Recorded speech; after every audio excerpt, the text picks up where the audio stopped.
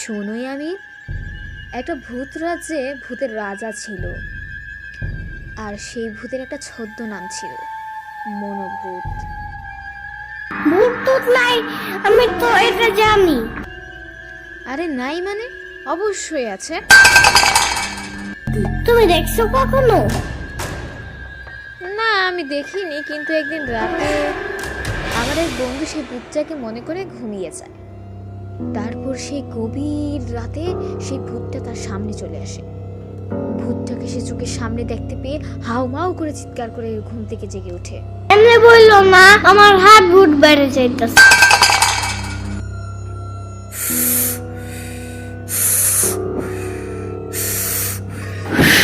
ভয় লাগলে কি করতে হয় সেটা বলো। ভয় বেশি লাগলে জোরে জোরে গান গাইতে হয়।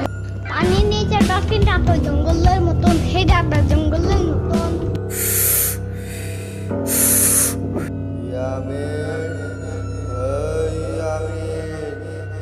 ঘুমাইতে যাও তো এখন।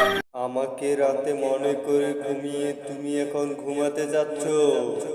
আমাকে মনে করে ঘুমালে কেউই ঘুমাইতে পারে না। তুমি কে? আমি হলাম ভূতের রাজা।